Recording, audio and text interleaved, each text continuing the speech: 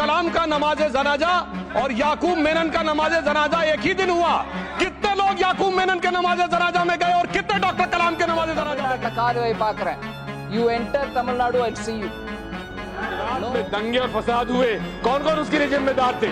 आप सुनो तो, अरे दिग्विजय सिंह सुनिए, मैं खड़ा हूं ना अपने पैर पर। 26/11 आरएसएस ने कराया, सदन के सदस्य बैठे हुए हैं। अब मैं सभापति महोदय एक और बात कहना चाहता हूं। शुरू के 20-25 साल में मुस्लिम समाज के बारे में मैं कहना चाहता हूं।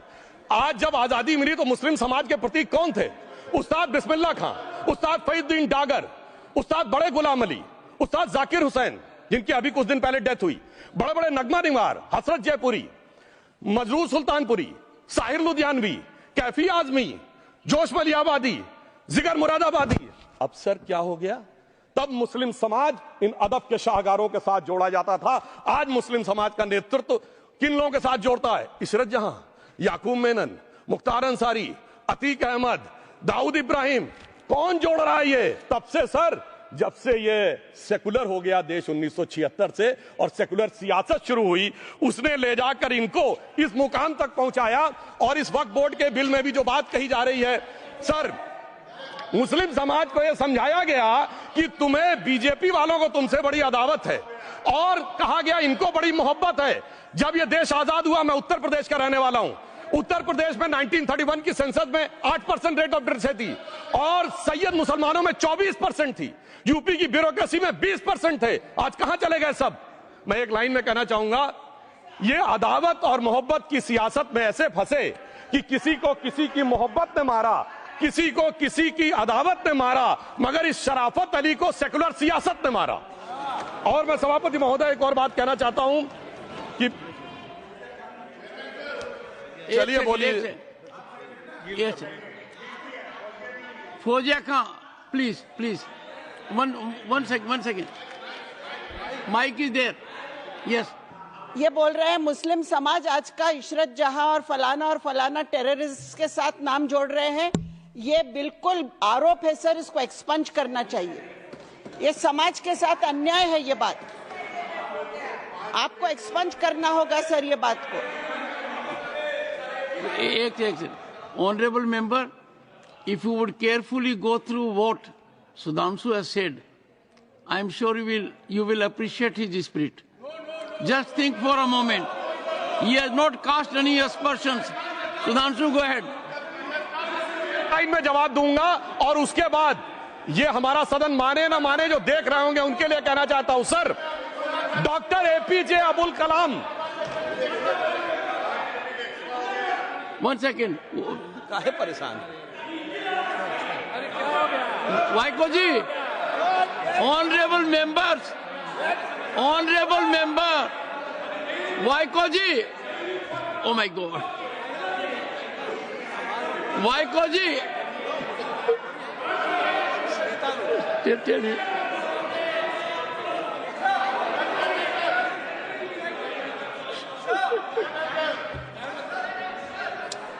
ऑनरेबल एसएम को जी हिंदी समझ रहे हैं।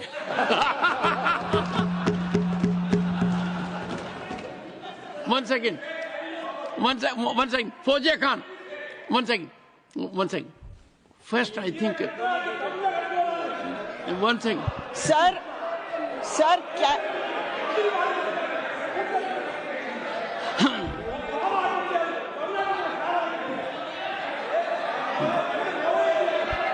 Sir, community cannot be stigmatized. Yes. An entire community cannot be branded like this. Fauziya Khan ji, I'll come to you. I'll give you the opportunity. Honorable Finance Minister. But one line is said. One line. No, one nimisham irungappa, please. He might be very emotional, sir, but that one line he said is objectionable, and I will seek your indulgence to remove it. He said, Tamil Nadu la kaal vai paakren. You enter Tamil Nadu, I'll see you. No go. आप सुनो तो, अरे दिग्विजय सिंह सुनिए, मैं खड़ा हूं ना अपने पैर पर। No good. இல்ல தப்பது தப்பு அப்படி சொல்லக்கூடாது. நீங்க அப்படி பேசுறது தப்பு. நீங்க அப்படி பேசுறது ரொம்பவே தப்பு. இந்த நாட்டுல யார் வேணாலும் எங்க வேணாலும் கால் வைப்போம். யாருக்கும் அதிகாரம் இல்ல உணர்வு உயிர் மேல. Honorable Finance Minister. So sir, We I mean, this is have atrocious. You set foot in Tamil I have Nadu and noted take it. care. What is that language? we have a home minister after a long time who has brought about changes unthinkable. What he said, you can be fully assured. Yes, Honorable Home Minister. Yes, Jairam ji. Minister, Please. if the Yes, Honorable Finance Minister Honorable Member. has found a statement objectionable, Jairam ji, address the chair. the statement of the Honorable Member stigmatizing a whole community is objectionable. Oh. And what is worse is the chairman lending respectability to that view. Oh my. That is even worse. Honorable That is even Home worse. Minister. मान्यवर सुधांशु जी ने मुसलमानों के लिए कुछ नहीं किया है, India alliance के लिए किया है। अब मैं एक एक कर कर बता देता हूं। अरे सुनो ना भाई, आप सुनो तो। अरे दिग्विजय सिंह सुनिए, मैं खड़ा हूं ना अपने पैर पर। मान्यवर सुधांशु जी ने कहा इशरत जहां, यही एनसीपी पार्टी ने इशरत जहां के घर पर जाकर रुपयों का इनाम भी दिया था और उसको शहीद बताया था। दूसरा कहा अतीक अहमद किस पार्टी से थे? इंडिया अलायंस की। दूसरा कहा अंसारी किस पार्टी से? कांग्रेस और इंडिया अलायंस के। ये सारे नाम आपके साथ जुड़े हैं भाई। उल्टा उन्होंने तो मुसलमान कम्युनिटी से तो ढेर सारे शायरों का नाम दिया जिन्होंने साहित्य की सेवा की और ढेर सारे साहित्य की रचना की। Sudhanshu, please. He is not yielding now. Sudhanshu. सबसे पहले मैं तमिलनाडु का जवाब देना चाहता हूं। Yes. सभापति महोदय, तमिलनाडु से ही डॉक्टर एपीजे अबुल कलाम थे और मैं सारे सदन से कहना चाहूंगा, डॉक्टर कलाम का नमाज जनाजा और याकूब मेनन का नमाज जनाजा एक ही दिन हुआ। कितने लोग याकूब मेनन के नमाज जनाजा में गए और कितने डॉक्टर कलाम के नमाज जनाजा में गए? डॉक्टर कलाम मेमोरियल पे कितने लोग की फोटो है? दिखाएं मुझे, सोशल मीडिया पे पोस्ट की हो। मगर अफजल हालात का मारा था, आपके एक मंत्री का ऑफिशियल ट्वीट है, वो इस सदन के सदस्य नहीं तो मैं नहीं बोल रहा हूं। याकूब मेनन की जुडिशियल किलिंग हुई, आपके एक नेता का, मिनिस्टर का ऑफिशियल ट्वीट है, सदन के सदस्य नहीं है इसलिए नहीं बोल रहा हूं। और सर 26/11 आरएसएस ने कराया, सदन के सदस्य बैठे हुए हैं। हाफिज साहब और सुनिए, जाकिर नायक शांति का मसीहा सदन में सदस्य बैठे हुए हैं। सर किसने जोड़ा? मैं नहीं कह रहा हूं जोड़ा, हमने किससे जोड़ा मैं बताना चाहता हूं। मैं अपनी बात, सर मैंने नाम किसी का नहीं लिया। सर आपने उड़ता तीर क्यों पकड़ लिया? सर मैंने नाम नहीं लिया, उड़ता तीर क्यों पकड़ लिया? सर मैं पूरी बात करूं। सर मैं कहना चाहता हूं, हमारी सोच मुस्लिमों के बारे में और इनकी सोच में क्या अंतर है। देखिए, जिन लोगों ने मुस्लिम हिस्ट्री नहीं पढ़ी उन्हें मैं बताना चाहता हूं। एक दो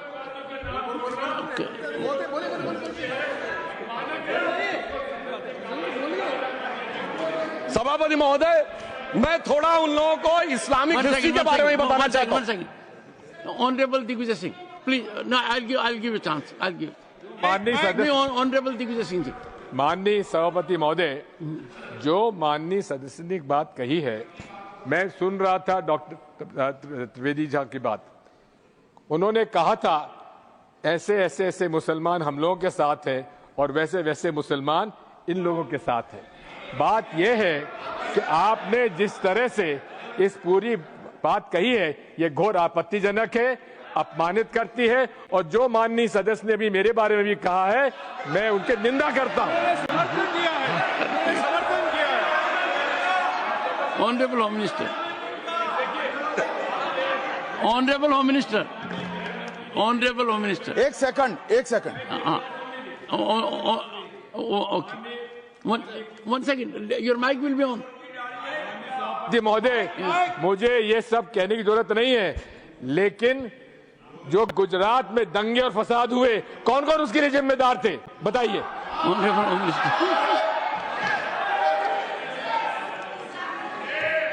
मान्यवर, मैं ध्यान से बारीकी से पूरे संवाद को सुन रहा हूं। माननीय सदस्य सुधांशु जी ने दिग्विजय सिंह का नाम नहीं दिया। अब वो खड़े होकर कहे मेरे बारे में कहा, इससे साबित हो गए। और अभी भी मौका है, अभी भी मौका है। आपने नहीं कहा है कि 26/11 के हमले में आरएसएस का हाथ था, तो अभी खड़े होकर माइक चालू कराकर बुलवा दीजिए मंडल। और आपत्तिजनक बात है, मैंने ये बात कभी नहीं कही है, ये आप लोगों का प्रचार है। मेरी आपत्ति इस बात की थी कि सभी माननीय सदस्य ने और बात कही है कि अब हमारे तरफ ऐसे ऐसे मुसलमान थे और वैसे वैसे मुसलमान हम लोगों की तरफ थे। ये पूरे समाज के साथ, पूरे अल्पसंख्यक समाज के साथ अपमानजनक बात है।